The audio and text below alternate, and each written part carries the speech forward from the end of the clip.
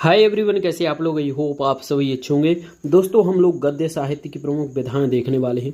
दोस्तों, हिंदी का एक बहुत ही महत्वपूर्ण टॉपिक है गद्य साहित्य की विधाएं, और हम लोग इनमें क्या क्या टॉपिक कवर करने वाले हैं।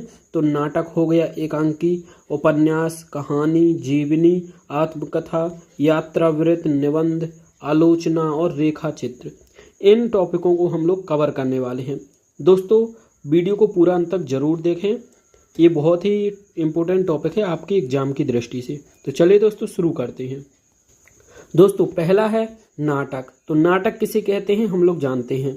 रंगमंच पर अभिनय द्वारा प्रस्तुत करने की दृष्टि से लिखी गई एक से अधिक अंकों वाली वह गद्य रचना नाटक कहलाती है, जिसमें अभिनय और संवाद पर अधिक बल दिया जाता है।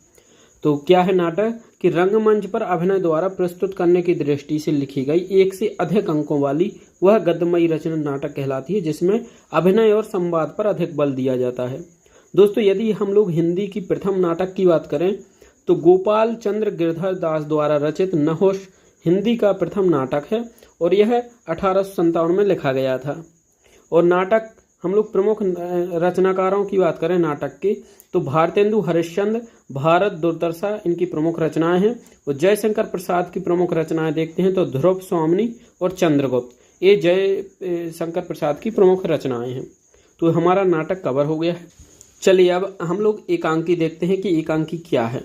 तो एक अंक के नाटक को एकांकी कहा जाता है, जिसमें किसी घटना विशेष की प्रस्तुति की जाती है। एक अंक के नाटक को एकांकी कहते हैं, जिसमें किसी घटना विशेष की प्रस्तुति की जाती है। हिंदी का प्रथम एकांकी जयशंकर प्रसाद द्वारा रचित एक घूंट है, और यह कब रचित किया गया था? 1929 में।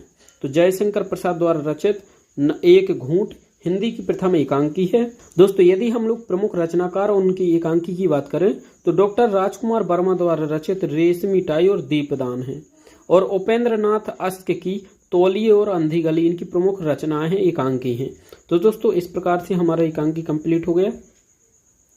चलिए नेक्स्ट चलते हैं। दिया गया है कि उपन्यास। तो उपन्यास किसे कहते हैं हम लोग देखते हैं। किसी विस्तृत कथा वस्तु को पात्रों के चरित्र, चित्रण, संवाद, घटनाक्रमों एवं निश्चित उद्देश्य को लक्ष्य में रखकर की जाने वाली गद्य रचना उपन्यास कहलाती है। क्या दिया गया है कि किसी विस्तृत कथा वस्तु को पात्रों के चरित्र, चित्रण के संवाद, घटनाक्रमों एवं निश्चित उद्देश्यों को लक्ष्य में रखकर की जाने वाली गद्य रचना उपन्यास कहलाती है। उपन्यास देखते हैं तो हिंदी का प्रथम उपन्यास कौन है? लाला श्रीनिवास दास द्वारा रचित परीक्षा गुरु हिंदी का प्रथम उपन्यास है। यदि हम लोग प्रमुख रचनाकारों की बात करें तो प्रेमचंद्र उपन्यास सम्राट कहे जाते हैं, और इनकी प्रमुख उपन्यास गोदान और गबन है। और भगवती चरण शर्मा की चित्रलेखा और टेढ़े मेढ़े रास्ते प्रमुख है। चलिए अगला देखते हैं। दिया गया है कहानी किसे कहते हैं। तो कहानी किसे कहते हैं? जीवन के किसी मार्मिक तथ्य को नाटकीय प्रवाह के रूप में व्यक्त करने वाली अपने आप में पूर्ण एक कलात्मक गद्य विधा है। प्रायः यह दिन प्रतिदिन किसी घटना को आधार बनाकर लिखी जाती है। यदि हम लोग हिंदी की प्रथम कहानी की बात करें तो किशोर लाल गोस्वामी द्वारा रचित इंदुमती हिंदी की प्रथम कहानी है। रचनाकारों की बात करें तो प्रेमचंद्र, नमक का दरोगा इनकी प्रसिद्ध कहानी है, और शतरंज के खिलाड़ी। जयशंकर प्रसाद की बात करें तो पुरस्कार और आकाशदीप ये इनकी प्रमुख कहानियां हैं। चलिए नेक्स्ट देखते हैं। दिया गया है कि जीवनी किसे कहते हैं। तो हम लोग जीवनी की परिभाषा देखते हैं। सबसे पहले, जीवनी साहित्य की महत्वपूर्ण विधा है किसी व्यक्ति के जीवन का चरित्र चित्रण करना, अर्थात किसी व्यक्ति के संपूर्ण जीवन वृत्तांत को जीवनी कहते हैं। प्रथम मौलिक जीवनी की बात करें तो नाभा दास द्वारा रचित भक्तमाल प्रथम जीवनी है।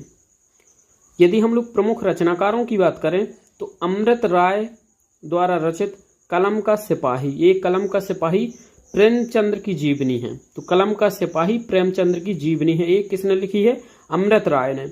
और विष्णु प्रभाकर के द्वारा लिखी गई आवारा मसीहा ये किसकी जीवनी है? तो शरत चंद्र की जीवनी है ये। तो ये आपको याद रखना है। अगला देखते हैं हम लोग आत्मकथा किसे कहते हैं। तो हम लोग आत्मकथा की परिभाषा देखते हैं। तो आत्मकथा हिंदी साहित्य की एक महत्वपूर्ण विधा मानी जाती है। इस गद्य रचना में लेखक अपने जीवन की स्मरणीय घटनाओं का क्रमबद्ध वर्णन एवं विश्लेषण करते हैं। एक बार और देखते हैं, आत्मकथा बहुत बार एग्जाम में पूछा जाता है, इसलिए आत्मकथा हिंदी साहित्य की एक महत्वपूर्ण विधा मानी जाती है। इस गद्य रचना में लेखक अपने जीवन की स्मरणीय घटनाओं का क्रमबद्ध वर्णन एवं विश्लेषण करते हैं। यदि हम लोग प्रथम मौलिक आत्मकथा की बात करें तो बनारसी दास जैन कृत द्वारा रचित अर्ध कथानक ये हिंदी की प्रथम आत्मकथा है। और रचनाकारों की बात करें तो हरिवंश राय बच्चन द्वारा रचित क्या भूलूं क्या याद करूं और यशपाल जी द्वारा रचित सिंहावलोकन ये प्रमुख आत्मकथा है। दिया गया है कि निबंध किसे कहते हैं, तो निबंध का अर्थ है कि बांधना, जो दो शब्दों के योग से बना है, नी प्लस बंध। संक्षेप में निबंध उस गद्य रचना को कहते हैं जिसमें लेखक के किसी विषय पर अपने विचार को सीमित, सजीव, स्वच्छंद और सुव्यवस्थित रूप से व्यक्त करता है। निबंध विषय तथा शैली के आधार पर 4 प्रकार के होते हैं। कौन कौन से होते हैं वो 4 प्रकार? विचारात्मक, भावात्मक, वर्णात्मक और विवरणात्मक। तो ये 4 शैलियां हैं निबंध की। यदि हम लोग प्रमुख निबंधकारों की बात करें तो आचार्य रामचंद्र शुक्ल की चिंतामणि और श्याम सुंदर दास की गद्य कुसुमावली ये प्रमुख इनकी निबंध है। चलिए नेक्स्ट देखते हैं, दिया गया है कि आलोचना किसे कहते हैं। तो हम लोग आलोचना की परिभाषा देखते हैं। किसी साहित्यिक रचना का भली भांति अध्ययन करके उसके गुण दोषों का विश्लेषण करना, उस रचना की आलोचना करना कहलाता है। यदि हम किसी साहित्यिक रचना को अच्छे से पढ़ लेते हैं और उनके गुण और दोषों का वर्णन या विश्लेषण करते हैं तो उसे आलोचना कहते हैं। यदि हम लोग प्रमुख आलोचनकारों की बात करें तो श्याम सुंदर दास द्वारा रचित साहित्य आलोचना और नागेंद्र द्वारा रचित, डॉक्टर नागेंद्र द्वारा रचित भारतीय सौंदर्य शास्त्र की भूमिका, ये प्रमुख आलोचनाएं हैं। चलिए दोस्तों नेक्स्ट देखते हैं। और दोस्तों यदि आपने हमारे चैनल को अभी तक सब्सक्राइब नहीं किया है तो सब्सक्राइब जरूर कर दें और दोस्तों वीडियो को लाइक जरूर कर दें। अगला देखते हैं यात्रा वृत्त क्या है। तो यात्रा वृत्त क्या है? जिस गद्य रचना में रचनाकार किसी यात्रा के अनुभव का यथावत कलात्मक वर्णन करता है उसे यात्रा वृत्त कहते हैं। यदि हम लोग हिंदी की प्रथम यात्रा वृत्त की बात करें तो भारतेंदु हरिश्चंद्र द्वारा रचित सरयू पर की यात्रा हिंदी की प्रथम यात्रा वृत्त है। और यदि हम लोग प्रमुख रचनाकारों और उनकी यात्रा वृत्त की बात करें तो राहुल संकृत्यानन की रचित रूस के 25 मास और मेरी तिब्बत यात्रा ये प्रमुख है। सेठ गोविंद दास की पृथ्वी परिक्रमा ये प्रमुख रचनाएं हैं, यात्रा वृत्त है। चलिए दोस्तों नेक्स्ट देखते हैं, दिया गया है कि रेखा चित्र किसे कहते हैं। तो रेखा चित्र किसे कहते हैं हम लोग जानते हैं। जिस गद्य रचना में किसी व्यक्ति, वस्तु, घटना या भाव का कम से कम शब्दों में यथावत चित्रांकन किया जाता है उसे रेखा चित्र कहते हैं। यदि किसी घटना को या वस्तु या भाव को हम लोग कम से कम या चित्र के रूप में प्रदर्शित करते हैं उसे रेखा चित्र कहते हैं। हिंदी का प्रथम रेखा चित्र की बात करें तो पद्म सिंह शर्मा द्वारा रचित पद्म पराग है।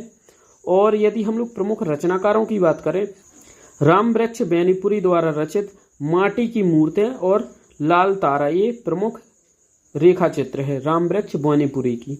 और अगला है महादेवी वर्मा। तो महादेवी वर्मा की 2 प्रसिद्ध रेखा चित्र है, तो अतीत के चलचित्र और स्मृति की रेखा ये इनकी प्रमुख रेखा चित्र है। तो दोस्तों ये थे हमारे हिंदी गद्य साहित्य की प्रमुख विधाएं। इनसे क्वेश्चन हर एग्जाम में पूछे जाते हैं, कम से कम 5 नंबर से 5 नंबर तक का क्वेश्चन पेपर में आते हैं। तो दोस्तों इनको पूरा अच्छे से जरूर एक बार और दोबारा देख लेना। और दोस्तों वीडियो पसंद आए तो वीडियो को लाइक और चैनल को सब्सक्राइब जरूर कर दें। Thank you for watching.